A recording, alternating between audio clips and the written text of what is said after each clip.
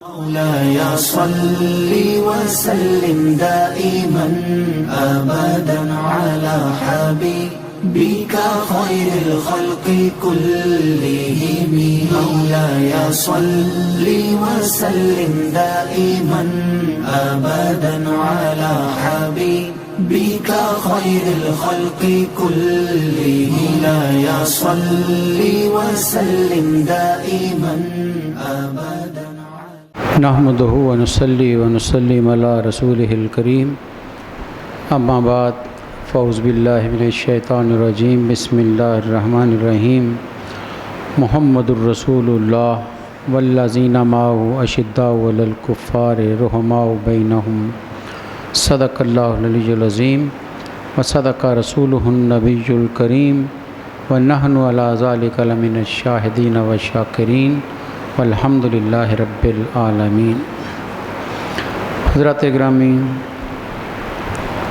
اللہ رب العزت نے دین متین کو بھیجا، نبی اکرم صلی اللہ علیہ وسلم کے ذریعے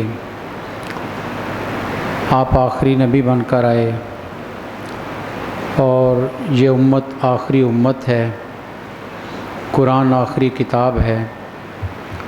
اب قیامت تک کے لیے کسی اور نبی کی کتاب کی دین کی ضرورت باقی نہیں رہی. نبی اکرم صلی اللہ علیہ وسلم نے دنیا میں بظاہر دین اعلان نبوت کے بعد 23 سال کا مختصر ترین عرصہ گزارا، اور ان 23 سالوں میں آپ نے ایسے امور سر انجام دیے کہ جن کے لیے صدیاں گزر جاتی ہیں وہ شاید مکمل نہ ہوتے ہیں. لوگوں کے نظریات کو بدلا، لوگوں کے رہن سہن کو بدلا، لوگوں کی سوچ کے دائرے بدلے، لوگوں کے رویے بدلے، اخلاق بدلے، یعنی معاشرت کا ہر طریقہ جو تھا اس کو بدل کے رکھ دیا. مکمل ایک نئی شریعت لے کر آئے، نیا انداز لے کر آئے، اور یہ آسان کام نہیں تھا، بڑا مشکل مرحلہ تھا. اور خاص طور پر آپ کوئی بلڈنگ نہیں بنانا چاہیں تو وہ بہت آسان ہے، آپ کتاب نہیں لکھنا چاہتے ہیں وہ بہت آسان ہے، لیکن کسی انسان کو سرتا پا بدلنا یہ سب سے مشکل مرحلہ ہوتا ہے. اس کے وجود کو بدل دینا، اس کی سوچ کو، دیکھنے کے زاویے کو، بولنے کے انداز کو، اس کے میل ملاقات کے طریقوں کو، اس کے رہنے سہنے کو، اس کے کھانے پینے کو، اس کی سوچ کو، یہ سارا کچھ بدلنا یہ سب سے دنیا کا مشکل ترین کام ہے. اور نبی اکرم صلی اللہ علیہ وسلم یہ مشکل ترین کام جو ہے وہ یہ آپ نے ان 23 سالوں میں نہایت ہی آسانی کے ساتھ سر انجام دی. یہ نہیں کہ مشکلات نہیں آئیں، مشکلات بہت آئی ہیں. لوگ جس نظریے پر ہوتے ہیں اسے چھوڑنا نہیں چاہتے. آج بھی کوئی بات، ایک عادت کسی کی بن گئی ہو، اس عادت کو چھڑانا چاہیں تو سالوں لگ جاتے ہیں، عادت چھوٹتی نہیں ہے. کہتے ہیں جی یہ عادت بن چکی ہے، بہت مشکل ہے کہ چھوٹے. عرصہ لگتا ہے ایک عادت بدلنے میں. اور میرے اور آپ کے کریم نبی صلی اللہ علیہ وسلم کی عظمتوں کا اندازہ کیجئے کہ آپ نے جب عرفات کے میدان میں خطبہ حج ارشاد فرما رہے تھے تو سیرت نگار لکھتے ہیں کم و بیش 1,44,000 صحابہ کرام کا وجود سامنے کھڑا تھا. اور یہ کون تھے؟ یہ سر تا پا وہ وجود تھے جنہیں بدل کے رکھ دیا تھا، مکمل بدل دیا تھا، ان کی ہر چیز کو بدل کر رکھ دیا تھا. تو یہ نبی صلی اللہ علیہ وسلم کے وہ کارہائے نمایاں ہیں. اس لیے اللہ تعالیٰ ہزار رحمت نازل فرمائے. ام محترم فرمایا کرتے تھے کہ معجزات گنے جاتے نبیوں کے، کسی کے 10، کسی کے 9، کسی کے 8، اور نبی صلی اللہ علیہ وسلم کے معجزات گنوائے جاتے ہیں. سورج کو پلٹ دینا، چاند کو توڑ دینا، کنکر کا کلمہ. وہ کہتے ہیں یہ سارے معجزات اپنی جگہ، لیکن عرفات کے میدان میں جو 1,44,000 نفوس قدسیہ کھڑے تھے، یہ انسان نہیں، میرے نبی کے جیتے جاگتے معجزے تھے. یہ سارے معجزے تھے نبی صلی اللہ علیہ وسلم کے، ایک ایک وجود کو بدل دیا۔ سوچئے جو بچی کو دفن کرتا ہے زندہ باپ، اسے بچی کے سر پر شفقت کا ہاتھ رکھنے والا بنا دیا، اس سے بڑی تبدیلی کیا؟ وہ جو بیٹی کے پیدا ہونے پر جس کا چہرہ سیاہ ہو جاتا تھا، نفرت آتی تھی، وہ بیٹی کو سینے سے لگا رہا ہو، اس سے بڑی تبدیلی کیا؟ تو یوں بدل کے رکھتے ایک ایک وجود کو، اور انہی بدلے ہوئے وجودوں میں سے کچھ ایسے نفوس پیدا کیے ہیں کہ جن پر کائنات قیامت تک رشک کرتی رہے۔ وہ نبی صلی اللہ علیہ وسلم کے قریب ترین رہنے والے صحابہ، مسلسل آپ کی قربت میں بیٹھنے والے، لمحہ لمحہ آپ سے فیض لینے والے، اور میرے نبی صلی اللہ علیہ وسلم کی جن پر رحمت کی نظریں بارہا مرتبہ اٹھی ہیں، وہ وجود، محترم وجود، وہ خلفائے راشدین، وہ اہل بیت اطہار، اور ان میں ایک بہت بڑا نام جن کا ذکر آج کرنا چاہتا ہوں، جن کے حضور اپنی محبتیں پیش کرنا چاہتا ہوں، کہ جن کا ذکر آتا ہے تو ایک ایمان میں تازگی آ جاتی ہے، ایک جوش آ جاتا ہے، ایک نیا ولولہ اندر آتا ہے۔ نام بڑا مختصر سا ہے، لیکن جب وہ نام نامی زبان پر آتا ہے تو جسم میں ایسے جیسے اندر حرارت پیدا ہو جاتی ہے۔ اور وہ کون ہیں؟ وہ ایک ہی ہیں، سیدنا فاروق اعظم رضی اللہ تعالیٰ عنہ، حضرت عمر بن خطاب رضی اللہ تعالیٰ عنہ۔ کتنا بڑا صحابی ہے، عہد جاہلیت میں بھی معمولی فرد نہیں تھے، بنو عدی سے تعلق رکھتے ہیں، 9ویں پشت میں نبی صلی اللہ علیہ وسلم سے جا کر رشتہ مل جاتا ہے۔ کہتے ہیں عدی کے دوسرے بھائی مرہ تھے، وہ ان کی نسل سے نبی صلی اللہ علیہ وسلم تشریف لایا، اور عدی سے حضرت عمر بن خطاب کا تعلق ہے، اور اوپر جا کر رشتہ مل جاتا ہے۔ قریش ہیں سارے، خاندان عدی کا ہے، اور یہ خاندان کہا جاتا ہے بڑا پڑھا لکھا خاندان ہے۔ حضرت عمر فاروق رضی اللہ تعالیٰ عنہ کے خاندان کو یہ اعزاز حاصل ہے کہ جب پورے مکے میں کوئی پڑھا لکھا نہیں تھا تو ایک ہی گھرانہ تھا جو جن کے لڑکے بھی پڑھے لکھے تھے، بچیاں بھی پڑھی لکھی۔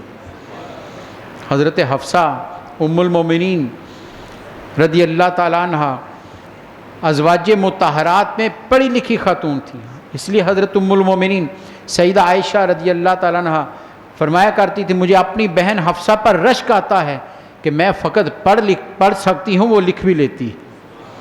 لکھنا پڑھنا جانتے تھے، صاحب علم گھرانہ تھا۔ اور حضرت عمر رضی اللہ عنہ کے بارے میں کہا جاتا ہے کہ آپ کا خاندان سفارت کا کام کرتا تھا۔ قریش کے لیے دوسرے قبائل سے، دوسرے ملکوں سے اگر کوئی بات چیت کرنی ہوتی تو آپ کا خاندان کی ذمہ داری تھی یہ۔ اور حضرت عمر رضی اللہ عنہ بہت جہاندیدہ فرد تھے، بہت ہی قابل ترین انسان تھے۔ عہد جاہلیت میں بھی ایک قداور شخصیت نظر آتی ہے، لیکن جب اسلام کا اعلان ہوا تو روایت کہتی ہے کہ غصہ آ گیا، جلال تھا ان کے وجود میں، پہلوان تھے مکے کے سب سے بڑے، لمبا قد، قوی الجثہ، کوئی ان کے مقابلے پر نہیں آتا تھا۔ تلوار میں وہ ماہر، گھوڑ سواری میں ماہر، نیزہ بازی میں ماہر، عرب کا شاہ سوار وجود تھا حضرت عمر رضی اللہ تعالیٰ عنہ، اس لیے لوگ ڈرتے تھے ان سے مقابلہ۔ اسلام کے آنے سے پہلے بھی ان کا رعب اور دبدبہ تھا، جب اسلام آیا تو مخالفت شروع کر دی۔ جس کے بارے میں پتہ چلتا یہ مسلمان ہو گیا اس کو جا کر سزا دیتے، مارتے اسے۔ کہتے ہیں کنیز تھی آپ کے چچا کی، اس کنیز کو وہ مسلمان ہو گئی، حضرت عمر رضی اللہ تعالیٰ اس کو پکڑ کر اتنا مارتے کہ تھک جاتے، جب تھک جاتے تو بیٹھ جاتے تھے، آرام کر کے سانس لے کر دوبارہ اسے مارتے کہ چھوڑ دو کلمہ، لیکن وہ کلمہ کہتی تو جتنے مرضی ظلم کر لو یہ دین چھوٹ نہیں سکتا ہے۔ یہ جو محبت اندر آ گئی ہے، یہ جو دین اندر اتر چکا ہے، یہ جو روشنی میرے اندر اتر چکی ہے، یہ جا نہیں سکتی ہے۔ اور روایت کہتی ہیں حضرت عمر جب ظلم کرتے، مارتے لوگوں کو کہ دین چھوڑ دو، تو آگے سے لوگ پکے رہتے دین پر، تو آپ کے اندر آہستہ آہستہ کفر پگھلنا شروع ہو گیا تھا۔ سوچنے لگ گئے تھے یہ کیا چیز ہے کہ جو اتنا مضبوط کر دیتا ہے، اتنا طاقتور کر دیتا ہے کہ مارو بھی انہیں، ستاؤ بھی انہیں، لیکن دین چھوڑنے کا نام نہیں لیتے ہیں۔ لیکن قربان جائیں میرے نبی صلی اللہ علیہ وسلم کی دعا کام آئی حضرت عمر رضی اللہ. سوچیے کتنا بڑا وجود ہے کہ سرکار نے دین پیش کیا مکے میں، ہر شخص کو پیش کرتے تھے، لیکن وہ وجود کتنا بڑا ہے جس کے لیے اللہ سے دعا مانگ رہے ہیں، اللہ سے دعا مانگ رہے ہیں. اللہم اعز الاسلام بعمر، اے اللہ اسلام کو عمر کے اسلام لانے سے عزت عطا کر دے. رب سے مانگا ہے. ان کی نظر میں ان کا مقام تھا، ان کے وجود کا ایک اعتراف تھا کہ عمر اتنا جلیل القدر وجود ہے کہ اگر یہ اسلام میں آ گئے تو اسلام کی عزت میں اضافہ ہو جائے. اور ہوا یا نہیں ہوا؟ اسلام لائے. قربان واقعہ تو آپ نے سنا کہ کس طرح بہن کے گھر سے ہو کر آئے، بہن کو بھی مارا، بہنوئی کو مارا، لیکن جب دیکھا کہ بات نہیں بن رہی تو کہا کیا پڑھ رہے تھے؟ آج جا کر ضرور پڑھیے گا، سورہ طٰہٰ کی آیات تھی جو بہن نے پیش کی تھی، قرآن مجید کی سورہ طٰہٰ. کہا یہ پڑھ رہے ہیں. حضرت عمر نے پڑھنا شروع کیا. آپ کے بارے میں کہا جاتا ہے کہ آپ عربی کے شاعری کے بہت بڑے ناقد تھے. کبھی کبھار کچھ شعر کہہ بھی لیتے تھے لیکن عمومی طور پر نہیں کہتے تھے، لیکن شعر پر نظر بڑی گہری تھی آپ کی. ناقد شعر مشہور ہیں حضرت عمر رضی اللہ تعالیٰ عنہ. آپ بھی شروع میں یہی سمجھتے تھے کہ قرآن جو آپ لے کر آئیں یہ شاعری ہے، لیکن جب پڑھنا شروع کیا تو رب نے وہ کرم کیا. میرے نبی کی دعا مستجاب الدعوات تو سرکار ہیں ہی، لبھائے مبارک سے جملے نکلے تو قبولیت تو جھوم جھوم کر آئی. قرآن پڑھتے جا رہے ہیں اور آنکھوں کے راستے کفر نکلتا جا رہا ہے. آنسو آ گئے. کہا بتاؤ کہاں ہیں؟ کہا دار ارقم میں ہیں. وہاں پہنچے، سرکار کے قدموں میں گر گئے اور ایک جملہ میرے اور آپ کے نبی صلی اللہ علیہ وسلم نے فرمایا دامن پکڑا حضرت عمر کا، قدموں میں گرے ہوئے ہیں، اور ایک جملہ مسکرا کر کہا عمر یہ بتاؤ گھر سے کس ارادے سے چلے تھے، جہاں کس ارادے سے آئے؟ کس ارادے سے چلے تھے، جہاں کس ارادے سے آئے ہو؟ کہتے ہیں جب سر اٹھایا تو آنسوؤں سے بھیگا ہوا چہرہ تھا کہ یا رسول اللہ ایمان لانا چاہتا ہوں. آپ کا یہ جملہ کہنے کی دیر تھی تو سیرت نگار لکھتے ہیں، روایات میں ہے کہ سب سے پہلے نعرہ تکبیر میرے اور آپ کے کریم نبی کی زبان سے ادا. حضرت عمر کے اسلام لانے پر نعرہ تکبیر سرکار نے بلند کیا اور صحابہ نے جس جذبے کے ساتھ جواب دیا، تاریخ کہتی مکے کی پوری بستی گونج گئی اور لوگوں کے دل کانپ اٹھے اللہ اکبر کی صدا سے، کیونکہ سرکار نعرہ لگا رہے ہیں. خوش ہو گئے. تو حضرت عمر نے کیا کہا تھا؟ یا رسول اللہ صلی اللہ علیہ وسلم تھوڑی دیر رکیے، میں ابھی آتا ہوں، ابھی آتا ہوں. چلے گئے اور گئے کہاں؟ وہ جو مکے والے انتظار کر رہے تھے کہ عمر ابھی سر لے کر آئے گا، وہ سارے بیٹھے ہوئے تھے کعبہ کے دیوار کے ساتھ. پہنچے حضرت عمر رضی اللہ عنہ اور حرم میں کھڑے ہو گئے اور سب کو پکارا، ایک ایک کا نام لیا. سنو میں بھی غلامان مصطفیٰ میں شامل ہو گیا ہوں، اگر کوئی اپنے بچوں کو یتیم کروانا چاہتا ہے تو میرے مقابلے پر آ جائے. کتنا بڑا دعویٰ ہے. اور میں چاہتا ہے کہ اس کے بچے یتیم ہو جائیں، اس کی بیوہ جو ہے وہ بیوہ ہو، اس کی بیوی بیوہ ہو جائے، آؤ میرے مقابلے پر. تاریخ کہتی کسی میں جرت نہیں ہوئی، سب دبک کر بیٹھ گئے کہ آج عمر کا جلال بول رہا ہے. سب کو بتا کر آئے میں مسلمان ہو چکا ہوں، تم نے بہت تنگ کیا ہے. اور علماء لکھتے ہیں یہ حضرت عمر نے کیوں بتایا؟ تاکہ مکے والوں کو پتہ چل جائے کہ تم مسلمانوں کو ستاتے رہے ہو، لیکن اب تم نے جرت کی تو عمر ساتھ کھڑا ہوگا، اب تمہارے مقابلے پر عمر ہوگا.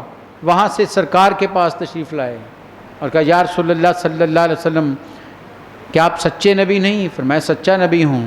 ہمارا دین سچا نہیں؟ فرمایا سچا دین ہے. تو کہا یا رسول اللہ پھر آج نماز حرم میں ہوگی، آج یہاں نماز نہیں پڑھی جائے گی. تاریخ اسلام میں پہلی با جماعت نماز جو ادا کی گئی ہے وہ پہلی مرتبہ حضرت عمر کے اسلام لانے پر ہے. اور تاریخ کہتی ہے، نقشہ کھینچتے ہیں لوگ سیرت نگار، کہ 2 رویا صفیں باندھ کر مسلمان دار ارقم سے نکلے، درمیان میں سرکار دو جہاں صلی اللہ، ادھر بھی صحابہ ادھر بھی صحابہ ہیں، اور دونوں صفوں کے آگے سرخیل کے طور پر، سپہ سالار کے طور پر، قائد کے طور پر ایک طرف حضرت عمر تلوار لے کر کھڑے ہیں اور دوسرے طرف حضرت امیر حمزہ جا رہے ہیں. عرب کے 2 شاہ سوار، عرب کے 2 جانباز، عرب کے 2 جواں مرد تلوار لے کر نکل رہے ہیں باہر، اور حرم میں پہنچ کر پہلی مرتبہ نماز ادا کی ہے۔ یہ فیض ہے حضرت عمر خطاب رضی اللہ تعالیٰ عنہ۔ نبی صلی اللہ علیہ وسلم نے فرمایا تھا، یا اللہ عمر کے اسلام لانے سے اسلام کو عزت عطا فرما۔ وہ عزتیں عطا کی گئی ہیں، وہ عزتیں ملی اسلام کو کہ جہاں دار ارقم میں چھپ کر عبادت کی جاتی تھی، اب کھل کر میدان میں عبادت کی جا رہی ہے۔ تو حضرت عمر فاروق رضی اللہ تعالیٰ عنہ 40ویں فرد ہیں جو مسلمانوں میں، 39 پہلے ہو چکے تھے، اور بعض سیرت نگار لکھتے ہیں 5 ہی سن نبوی تھا اعلان نبوت کیے ہوئے، بعض لکھتے ہیں 7واں سال تھا، بہرحال 5 یا 7 سال گزر چکے تھے، صرف 39 لوگ مسلمان تھے۔ 40ویں حضرت عمر آئے ہیں، اور پھر جب آپ آئے ہیں تو مکے والوں کے اندر وہ کہتے ہیں کافی عرصہ تک مکے والوں کو جرأت نہیں ہوئی کسی کا راستہ روک سکے، کسی پر ظلم کر سکے، کہ رعب اور دبدبہ اتنا تھا حضرت عمر رضی اللہ۔ اس لیے تو سرکار دو جہاں صلی اللہ علیہ وسلم نے فرمایا تھا، میرا عمر تو فاروق ہے، یہ حق اور باطل میں فرق کرنے والا ہے، یہ حق اور باطل میں فرق کرنے والا ہے۔ اسلام لائے تو علل اعلان حرم میں پہنچ کر اعلان کیا، اور جب ہجرت کا موقع آیا سرکار نے صحابہ کو کہا خاموشی سے چلے جاؤ مدینہ۔ حضرت عمر نے بھی کہا یا رسول اللہ صلی اللہ علیہ وسلم میرے لیے کیا حکم ہے؟ فرمایا عمر تم بھی چلے جاؤ۔ حضرت عمر گھر گئے، اپنا سامان لیا، تلوار ساتھ لی، نیزہ باندھا، پوری تیاری کے ساتھ حرم میں تشریف لے آئے۔ حرم میں کھڑے ہو کر آپ نے اعلان کیا، مکے والوں سنو، میں مدینہ جا رہا ہوں، آؤ کس کی جرأت ہے میرا راستہ روک سکے؟ راستہ روک کر دکھاؤ میں مدینہ جا رہا ہوں۔ چھپ کر ہجرت نہیں کی ہے، علل اعلان ہجرت کی ہے۔ اسی لیے تو آپ نے کہا یہ حق اور باطل میں فرق کرنے والا ہے۔ عمر بن خطاب رضی اللہ تعالیٰ عنہ، جن کے نام سے لوگوں میں ایمان کی قوت بڑھ جاتی ہے، جوش آ جاتا ہے، وہ حضرت عمر فاروق رضی اللہ تعالیٰ عنہ میرے نبی کے دامن میں آئے تو پھر یوں وابستہ ہو گئے کہ پھر اپنے وجود کو بھلا دیا۔ کہتے ہیں 22 لاکھ یا 25 لاکھ مربع میل پر حکومت کرنے والے، آدھی سے زیادہ دنیا پر حکومت کرنے والے، جن کے نام سے کیسر بھی کانپتا ہے، کسرا بھی کانپ رہا ہے۔ حضرت ابن عباس رضی اللہ تعالیٰ فرماتے ہیں میں نے جمعہ کے خطبہ میں دیکھا، یہ ہے امیر المومنین، یہ ہے مسلمانوں کا خلیفہ۔ آپ فرماتے ہیں میں نے دیکھا جمعہ کے خطبہ میں سیدنا عمر فاروق ممبر پر جلوہ گر ہوئے خطبہ دینے کے لیے، کہتے ہیں میری آنکھوں میں آنسو آ گئے کہ وہ خلیفہ جس کی ہیبت اتنی ہے کہ دنیا کانپ رہی ہے، اس کی قمیض پر 12 ٹانکے کہتے میں نے خود گنے، 12 ٹانکے لگے ہوئے ہیں۔ وہ عمر فاروق رضی اللہ، یہ نہیں کہ کوئی ان کے غربت تھی، اچھے خاصے دولت مند تھے، بڑی اچھی زندگی بسر کر رہے تھے، لیکن جیسے ہی دامن مصطفیٰ سے وابستہ ہوئے تو روایت کہتی ہے کہ ایک دفعہ کسی نے کوئی اچھی چیز کھانے میں اچھی چیز پیش کر دی تو رو پڑے، فرمایا اٹھا لو اسے۔ کہا کیوں؟ فرمایا سرکار ساری عمر یہ نہیں کھائی، عمر کی جرأت نہیں کہ یہ کھا سکے۔ میرے سرکار نے جو چیز ساری عمر نہیں کھائی ہے، انہیں ملی نہیں، اب میں نہیں کھا سکتا ہوں۔ ارادتاً اپنے سرکار کی سنتوں پر عمل کیا ہے کہ جیسے وہ زندگی بسر کی، سب کچھ ہوتے ہوئے بھی قربان کر دیا کہ میرے نبی کی نسبت مجھے عطا رہے۔ کہتے ہیں نبی صلی اللہ علیہ وسلم نے مولا علی شیر خدا رضی اللہ عنہ تشریف لائے اور حضرت عمر سے کہا عمر تمہیں پتہ ہے نبی صلی اللہ علیہ وسلم نے ارشاد فرمایا؟ کہ مولا علی بتائیے۔ کہ آپ نے فرمایا میرا عمر جنت کا سراج ہے، سراج الجنہ کہا ہے، سراج الجنہ۔ حضرت عمر نے کہا مولا علی سے سچ کہہ رہے ہو؟ کہا میں نے خود مجلس میں موجود تھا، میں نے خود سنا ہے۔ تو حضرت عمر نے کہا مولا علی سے مجھے یہ کاغذ پر لکھ کر دے دو۔ حضرت علی رضی اللہ تعالیٰ نے یہ حدیث لکھ کر دی کہ نبی صلی اللہ علیہ وسلم نے ارشاد فرمایا کہ میرا عمر سراج الجنہ ہے۔ لکھ لی، کاغذ سنبھال لیا اور اپنے بیٹوں کو نصیحت کی کہ جب دنیا سے رخصت ہو جاؤں کفن دے دو، نہلا دو، دفن کرنے لگو تو میرے کفن میں یہ ٹکڑا رکھ دینا، یہ مجھے کامیاب کرے گا۔ میری نجات کا باعث بنے گا کہ میرے نبی کی حدیث میرے لیے ایک جملہ سرکار کا ہے. یہ محبت ہے سرکار سے کہ سرکار نے فرما دیا تو سب کچھ اس پر قربان کر دیا ہے. وہ عمر فاروق رضی اللہ تعالیٰ عنہ کہ جن کی زندگی کہتے ہیں ننگی تلوار کی طرح کفر کے لیے تھی، کوئی مصلحت نہیں کی، کبھی ایک لمحے کے لیے دشمن سے مروب نہیں ہوئے ہیں. جہاں بھی گستاخ رسول کو دیکھا، جہاں بھی منکر رسول کو دیکھا، عمر فاروق کے دل میں اس کے لیے نرمی نہیں ہے، لیکن اپنوں کے لیے کتنی شفقت ہے، اپنوں کے لیے محبت ہی محبت ہے، اپنوں پر کبھی سختی نہیں کی. حضرت ابوبکر صدیق کا آخری وقت آیا تو آپ سے پوچھا لوگوں نے کہ اپنے بعد کسے خلیفہ بنائیں گے؟ تو آپ نے برملا کہا کہ عمر بن خطاب کو. لوگوں نے کہا وہ بڑے سخت مزاج کے ہیں، بڑے تیز مزاج کے ہیں. تو ابوبکر صدیق نے کہا سنو، ایک بات تو یہ یاد رکھنا کہ جب خلافت کی ذمہ داریاں پڑیں گی تو اسے نرم کر دیں گی. اور دوسرا ایک جملہ فرمایا کہ کل قیامت کے روز اگر اللہ نے پوچھا کہ کسے خلیفہ بنا کر آئے تھے تو میں رب سے کہوں گا تیری زمین پر تیرے بندوں میں جو سب سے بہترین تھا اسے بنا کر آیا.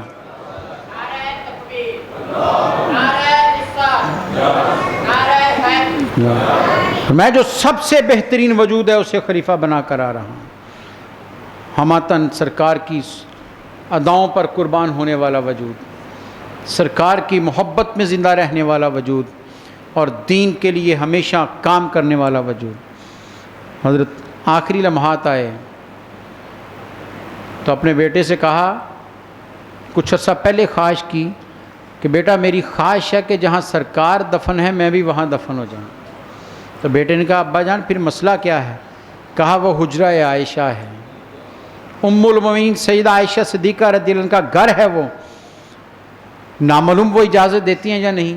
تو بیٹے نے کہا ابا جان کیا کروں؟ کہا جاؤ پوچھ کر آؤ، اماں جان سے اجازت لے کر آؤ کہ امیر المومنین عمر بن خطاب کی خواہش ہے کہ مرنے کے بعد یہاں دفن کیا جاؤں. آپ کے بیٹے حضرت عبداللہ بن عمر گئے، حضرت ام المومنین کی آنکھوں میں آنسو آ گئے، رونے لگ گئیں. فرمایا یہ جگہ میں نے اپنے لیے رکھی تھی لیکن میں اپنی ذات پر عمر کو ترجیح دیتی ہوں، اپنی ذات پر عمر کو ترجیح دیتی ہوں. اور ایک اور جملہ بھی یہاں یاد آ گیا. حضرت ابن عباس کہتے ہیں کہ میں کھڑا تھا جب حضرت عمر رضی اللہ عنہ کا جنازہ ہوا، تدفین کا وقت آیا تو کہتے ہیں کسی نے میرے کندھے پر ہاتھ رکھا. کہتے ہیں میں نے مڑ کر دیکھا تو مولا علی شیر خدا تھے، حضرت عمر کی اس میت کی طرف دیکھ رہے تھے، چہرے کی طرف، اور فرمایا کہ سنو نبی صلی اللہ علیہ وسلم کے حکم پر تعمیل عمل کرنے والا اس سے بہتر وجود آج تک میں نہیں دیکھا ہے.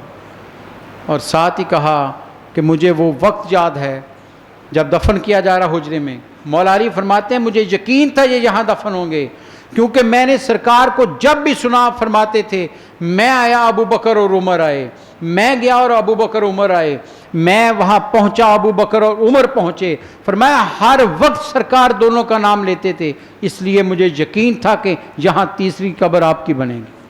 یہ مولا علی شیر خدا فرما رہے ہیں.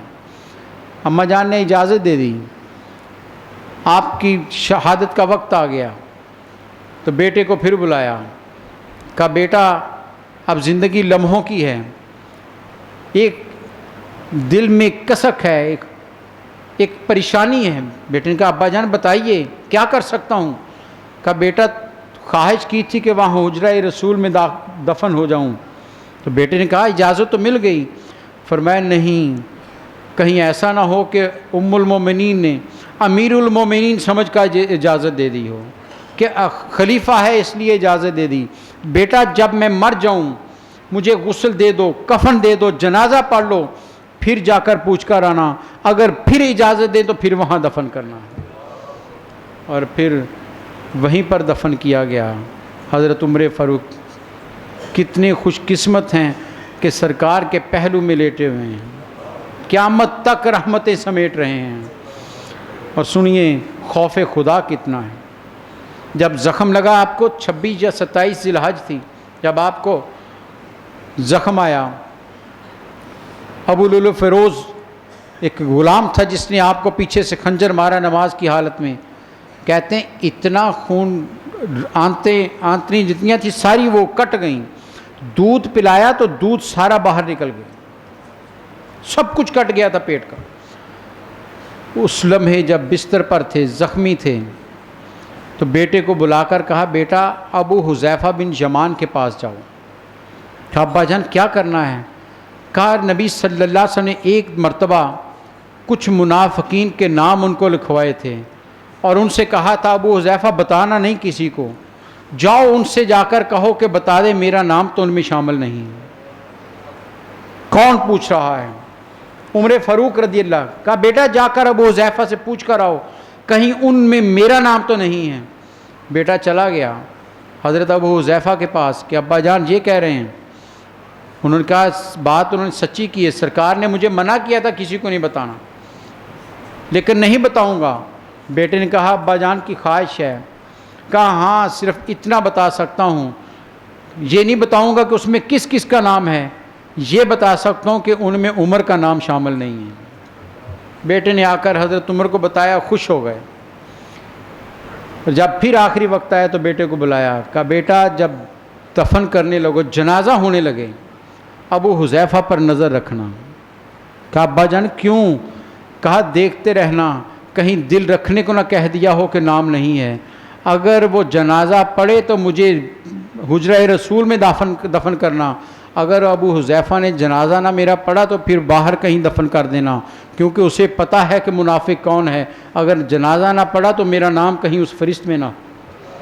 خوف خدا کتنا ہے, خدا کا خوف کتنا ہے کہ کہیں میں اتنا برگزیدہ وجود جس کے لیے میرے اور آپ کے نبی صلی اللہ علیہ وسلم سے فرمایا لوگوں سنو میرے بعد اگر کوئی نبی ہوتا تو عمر بن خطاب ہوتے, لیکن یاد رکھو میرے بعد نبی کوئی نہیں ہے.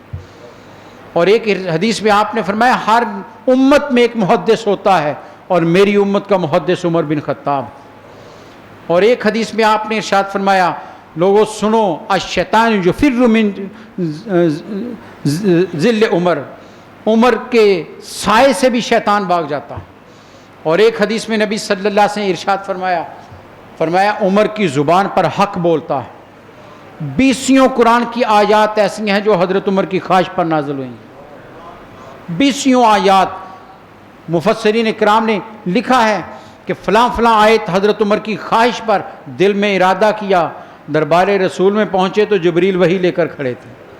سرکار مسکرا رہے تھے کہ عمر تیرے دل میں خواہش پیدا ہوئی, رب نے وحی نازل کر دی. میں حق عمر کی زبان پر بولتا ہے اور وہ خوف خدا کتنا رکھتے ہیں. فرمایا اگر ہاتف غیبی سے کوئی مجھے آواز آئے کہ سارے جنت میں جائیں گے ایک دوزخ میں جائے گا, میں اللہ کے غضب سے ڈرتا ہوں کہ کہیں وہ میں ہی نہ ہوں, کہیں وہ عمر بن خطاب ہی نہ ہو جسے دوزخ میں پھینک دیا جائے گا. یہ ہے خوف خدا. عبادت اپنی جگہ, ساری نبی صلی اللہ علیہ وسلم کی بشارتیں اپنی جگہ, لیکن رب کا خوف کتنا ہے حضرت عمر رضی اللہ تعالیٰ کے دل میں. تو حضرات گرامی لیکن ایک اور محبت رسول کا بھی ایک انداز دیکھیے. آپ نے حکم دیا اپنے دور حکومت میں کہ مسجد کے ساتھ جتنے گھر ہیں وہ سارے اپنے پرنالے اتار دیں, کیونکہ وہ بارش ہوتی ہے تو پانی مسجد میں گرتا ہے, نمازیوں پر چھینٹے پڑتے ہیں, سب اتار دیں. سب نے اتار دیے. حضرت عباس رضی اللہ تعالیٰ ام رسول نبی صلی اللہ علیہ وسلم کے چچا, آپ کا بھی گھر ساتھ تھا, آپ نے اپنا وہ پرنالہ نہیں اتارا. حضرت عمر گھر سے تشریف لائے تو دیکھا پرنالہ لگا ہوا ہے. کہا یہ پرنالہ اتارا کیوں نہیں؟ تو لوگوں نے کہا عباس کا گھر ہے, انہوں نے نہیں اتارا. کہا میرا پیغام نہیں پہنچایا؟ کہا جی پیغام پہنچا دیا ہے. تھوڑے سے جلال میں آ گئے, آگے بڑھ کر وہ پرنالہ ہاتھ سے اتار دیا, خود اتار دیا. ابھی اتارا ہی تھا کہ حضرت عباس تشریف لے آئے. دیکھا تو کہا عمر کیا کر رہے ہو؟ کہا تمہیں میرا پیغام نہیں پہنچا کہ پرنالے اتار دو؟ سب نے اتارے, تم نے کیوں نہیں اتارا؟ تو حضرت عباس نے کہا پیغام تو مجھے مل چکا تھا, حکم مل چکا تھا. کہا پھر مانا کیوں نہیں؟ کہا عمر تمہیں خبر ہے یہ پرنالے کی حیثیت کیا ہے؟ کہا کیا ہے اس میں؟ تو حضرت عباس نے کہا عمر تمہیں خبر نہیں، میں نے گھر بنایا تو پرنالہ لگانا تھا تو سرکار تشریف لے آئے، سرکار نے خود مجھے اپنے کندھوں پر کھڑا کیا اور کہا چچا میرے کندھوں پر کھڑے ہو کر یہ پرنالہ لگاؤ۔ عمر یہ سرکار نے خود کھڑے ہو کر لگوایا جسے تو نے اپنے ہاتھ سے اتار دیا ہے۔ یہ سننے کی دیر تھی۔ تاریخ کہتی اتنا بڑا صحابی، اتنا بڑا خلیفہ گھٹنوں کے بال آ گئے ہاتھ جوڑ کر حضرت عباس کے سامنے، آنکھوں میں آنسو ہیں کہ مجھے معاف کر دیجئے، مجھے خبر نہیں ہے، اور کہا چلیے میرے ساتھ، میرے کندھوں پر چڑھیے اور اسی طرح پرنالے کو لگائیے، اور اسی طرح کھڑے ہو کر پرنالہ لگائیے۔ یہ محبت رسول ہے کہ میرے نبی کا جو عمل ہے مجھ سے غلطی ہو گئی ہے۔ یہ عمر فاروق رضی اللہ تعالیٰ عنہ۔ لیکن جب اسلام میں آئے ہیں، جب حکومت میں آئے ہیں تو حضرات گرامی 10 سال کے مختصر ترین عرصہ میں 10 سال کا عرصہ ملا ہے۔ انگریز مورخ ہیٹی کہتا ہے اگر 10 سال عمر فاروق کو اور مل جاتے تو کہتا ہے اس دنیا میں سوائے اسلام کے کوئی اور مذہب ہی نہ ہوتا۔ پہلی دفعہ بیت المقدس جو فتح کیا حضرت عمر نے کیا ہے، آپ نے اپنے دور حکومت میں یہودیوں سے واپس لیا ہے، اور کوئی اس میں جنگ نہیں ہوئی ہے، جنگ نہیں ہوئی، لشکر بھیجا تو انہوں نے اپنے آپ کو محاصرہ بند کر لیا، بیت المقدس کے گرد جو شہر میں انہوں نے قلعہ بند کر لیا، انہوں نے کہا جی ہم نہیں آنے دیں گے، محاصرہ لمبا رہا، اندر یہودیوں نے آپس میں مشورے کیے تو انہوں نے باہر پیغام بھیجا سپہ سالار کو، گورنر کو، کہ ہم یہ قلعہ اس کی چابیاں دے سکتے ہیں اگر تمہارا خلیفہ خود چل کر آئے، امیر المومنین تمہارا یہاں پہنچے ہم چابیاں دے دیں گے۔ اس نے پیغام بھیجا مدینہ میں کہ حضور آپ تشریف لے آئیں گے تو بغیر لڑے فتح ہو رہی ہے۔ حضرت عمر چل پڑے۔ کیسے چلے؟ ایک غلام کو ساتھ لیا، ایک اونٹ لیا، چلنے لگے تو غلام سے کہا کہ سفر لمبا ہے اور اس پر اونٹ سواری ایک ہے، ہم باری باری اس پر سفر کریں گے۔ غلام نے ہاتھ جوڑے کہ حضور نہیں، آپ سوار رہیں، میں آگے آگے چلوں گا پکڑ کر۔ فرمایا نہیں، جتنا وقت میں اس پر سواری کروں گا اتنا وقت تم چلو گے، میں نکیل پکڑوں گا۔ چلتے چلے گئے، چلتے چلے گئے، پڑاؤ کرتے کرتے جب بیت المقدس کے قریب پہنچے، تاریخ کہتی ہے اس وقت سواری کی باری غلام کی تھی، غلام کی باری تھی سواری کی۔ اس نے کہا بھی کہ حضور اب سامنے وہ لوگ کھڑے ہوں گے، سارا شہر منظر دیکھے گا کہ خلیفہ آ رہا ہے، آپ اوپر خود سواری کیجئے، میں نکیل پکڑتا ہوں۔ کہا یہ ناانصافی ہوگی، انصاف یہی ہے کہ تو اس پر چڑھے گا، میں نکیل پکڑتا ہوں۔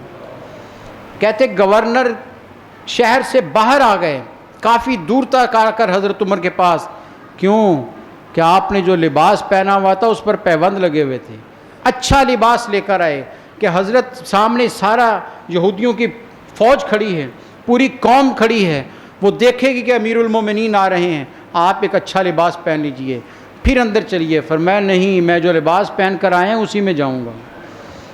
گئے آگے، کہتے یہودیوں کے عالم سامنے کھڑے تھے، انہوں نے پوچھا گورنر سے یہ بتاؤ یہ جو گھوڑے کے اوپر سوار ہے یہ کون ہے؟ انہوں نے کہا یہ غلام ہے۔ کہا یہ نکیل جس نے پکڑی یہ کون ہے جو آگے آگے چل رہا ہے؟ کہا یہی تو ہمارے امیر المومنین ہیں۔ یہ سننے کی دیر تھی، انہوں نے شہر کے دروازے کھول دیے، انہوں نے کہا ان کا مقابلہ نہیں ہو سکتا، اور بغیر لڑے بیت المقدس اس مسلمانوں کے قبضے میں ہے۔ یہ کردار تھا حضرت عمر رضی اللہ۔ بیٹھے ہوئے تھے، زلزلہ آ گیا، ہنٹر ہاتھ میں تھا، زور سے زمین پر مارا اور ایک جملہ بولا، کیوں کانپ رہی ہے؟ کیا تیرے اوپر عمر نے انصاف نافذ نہیں کیا؟ اور تاریخ کہتی اسی وقت زلزلہ ختم ہو گیا۔ یہ جلال تھا حضرت عمر رضی اللہ تعالیٰ عنہ کا، وہ وجود جس نے اسلام کے لیے اتنے کام کیے ہیں، اتنے کام کیے، نئے شہر بسائے، باقاعدہ پہلی دفعہ فوج کا نظام آپ نے وضع کیا، بیت المال کا نظام آپ نے وضع کیا، آپ نے سرائے بنائے، تیز ترین اطلاعات کا نظام ڈاک کا جو ہے حضرت عمر نے جاری کیا، تیز ترین نظام۔ بہت سے اور اسلامی کیلنڈر جو ہے یہ اس کا آغاز حضرت عمر رضی اللہ تعالیٰ عنہ نے کیا۔ 20 رکعت تراویح کی نماز کا باقاعدہ اہتمام حضرت عمر رضی اللہ تعالیٰ نے کیا. یہ جو آج قرآن ہمارے سامنے کتابی شکل میں ہے، اس کتاب کو اکٹھا کرنے کا مشورہ بھی حضرت عمر رضی اللہ تعالیٰ نے دیا. کون کون سی؟ اور یہ پردے کا حکم جو ہے، جو عورتوں کے پردے کا حکم ہے سورہ احزاب میں، یہ حضرت عمر کی خواہش پر نازل ہوا. شراب کے بارے میں کہا جاتا ہے شراب پر حرمت بھی آپ کی خواہش پر نازل ہوئی ہے کہ اس پر پابندی ہونی چاہیے. 20 آیات ہیں جو آپ کی خواہش. اذان جو آج دی جاتی ہے، یہ بھی حضرت رسول اکرم صلی اللہ علیہ وسلم نے کہا کہ نماز کے لیے بلانے کا کوئی انتظام ہونا چاہیے. مشورے ہونے لگے. کسی نے کہا جی ایک باہر رکھ دیتے ہیں جسے ڈول جسے بجایا جائے گا. فرمایا نہیں، یہ ہماری روایت نہیں ہے. کسی نے کچھ کہا، کسی نے کچھ. حضرت عمر آ گئے، کہا یا رسول اللہ صلی اللہ علیہ وسلم، میں نے رات خواب میں دیکھا ایک ہاتف مجھے یہ آواز دے رہا تھا کہ یہ پڑھو. کہا کیا؟ انہوں نے اذان کے کلمات دہرائے. سرکار نے کہا یہ سب سے اچھا ہے، اسی سے اذان شروع ہو گئی. فرمایا بلال کو سکھا دو. تو اذان کا انتظام جو شروع کی ہے حضرت عمر کی خواہش پر، آپ کی مرضی سے ہوئی ہے. کس کس چیز کا نام لیا جائے؟ آج امت پر احسانات ہیں حضرت عمر رضی اللہ تعالیٰ عنہ کے، لیکن وہ اتنا بڑا وجود حالت نماز میں جسے شہید کر دیا گیا، پیچھے سے خنجر گھونپا، گر گئے، نماز کھڑی ہو رہی، خود مصلی پر ہیں، سارے ساتھی بھاگے، کہا مجھے چھوڑ دو پہلے نماز مکمل کرو. اسی حالت میں، زخمی حالت میں خلیفہ وقت مصلی کے ساتھ پڑا رہا ہے، لہو میں لت پت، نماز کو مؤخر نہیں ہونے دیا. یہ تھے جنہوں نے اسلام کو عروج دیا ہے، یہ تھے جن پر اسلام ناز کرتا ہے. یہ ہیں وہ وجود جن سے محبت میرے سرکار نے بھی کی ہے. سرکار تشریف فرما تھے، معراج سے واپس آئے تو واقعات معراج کے بتا رہے ہیں. تو کہا میں نے جنت دیکھی، جنت کی سیر کی، مکانات دیکھے، محلات دیکھے جو ملیں گے. حضرت عمر نے اشتیاق سے کہا یا رسول اللہ صلی اللہ علیہ وسلم میرا محل بھی دیکھا. فرمایا عمر تیرا گھر بھی دیکھا. کہا یا رسول اللہ کیسا تھا؟ فرمایا میں اندر نہیں گیا. حضرت عمر تھوڑے پریشان ہو گئے. کہا یا رسول اللہ صلی اللہ علیہ وسلم آپ اندر کیوں نہیں گئے؟ کہا مجھے اچھا نہیں لگا کہ تیرے سے پہلے میں اندر چلا جاؤں، تیری اجازت کے بغیر اندر چلا جاؤں. یہ محبتیں سرکار کی حضرت عمر رضی اللہ تعالیٰ عنہ سے. یکم محرم ان کی شہادت کا دن ہے، کل ہو جائے یا یکم پرسوں ہوگی، ضرور ان کو یاد کیجئے گا، پڑھیے گا ان کی سیرت کو. کتنے کام انہوں نے کیے ہیں امت کے لیے. ایک جلال تھا، وہ مظفر وارثی نے کیا خوبصورت کہا تھا کہ دنیا بہت ہی تنگ مسلمان پہ ہو گئی. آج ہر طرف سے ظلم و ستم ہے. دنیا بہت ہی تنگ مسلمان پہ ہو گئی، فاروق کے زمانے کے نقشے اٹھا کے لاؤ.